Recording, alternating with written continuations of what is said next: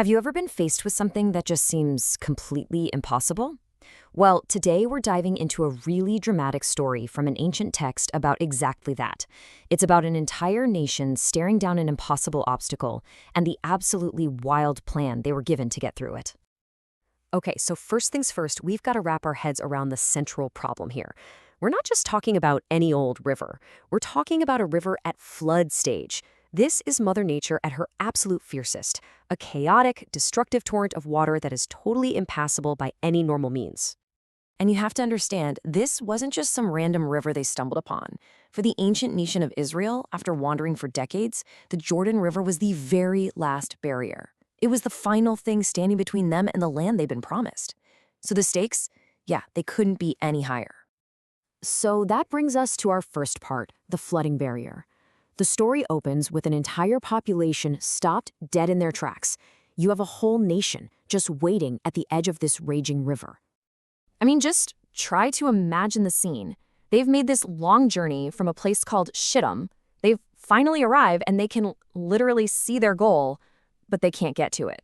And for 3 whole days, they do nothing. They just camp there, staring at this churning water, completely powerless. And listen, the original text goes out of its way to make this crystal clear. This wasn't just a seasonal thing. It was harvest time, the absolute worst possible time to cross. The text says, the Jordan is at flood stage all during harvest.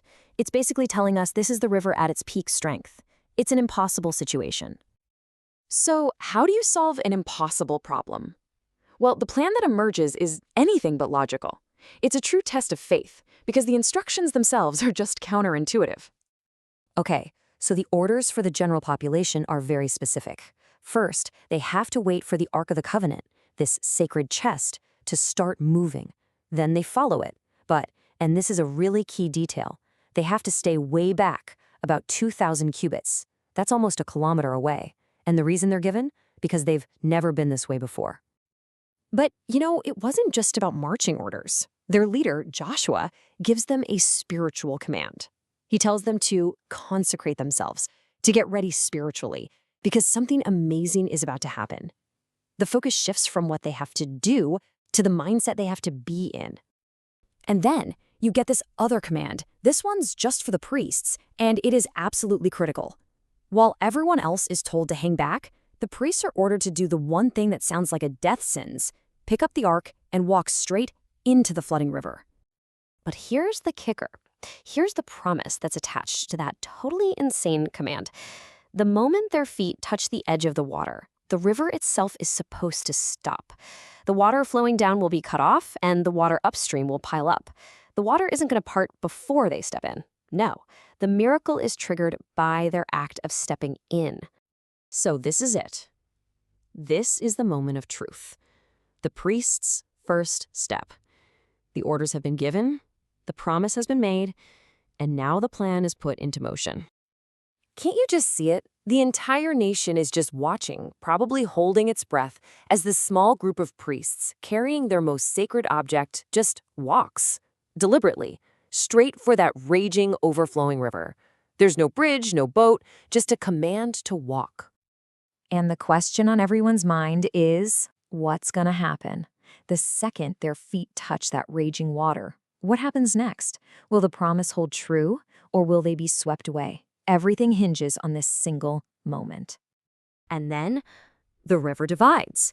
The impossible happens. The miracle unfolds. Okay, so let's break down what actually happened here, because it's pretty wild. Upstream, the water just stops. It piles up into this giant wall of water, way, way off in the distance. At the same time, all the water downstream from the priests just keeps on flowing away towards the Dead Sea until there's nothing left but an empty, dry riverbed. And just like that, you have the resolution. The purpose is fulfilled. It's time for the crossing on dry ground. I mean, what a powerful image, right? The very priests who took that first terrifying step are now just standing there, firm, on dry ground, right in the middle of where that deadly torrent was raging just moments before. They're like the anchor for this whole event. And with the priests holding their position, the entire nation, every man, woman, and child walks right past them on that dry riverbed. They've made it. They're on the other side, right across from the city of Jericho. That final, impossible obstacle is gone. But this whole thing wasn't just a cool trick to get across a river. The source text gives us 3 very specific reasons why it happened this way. First, it was to establish Joshua's leadership, to show he had the same divine backing as Moses.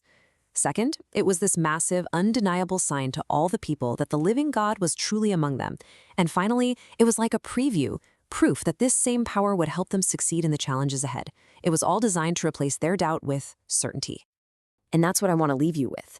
Beyond the miracle itself, just think about this. How does a people's story, their identity, their faith, how does all of that change in the moment they walk straight through a barrier that was supposed to be completely impossible?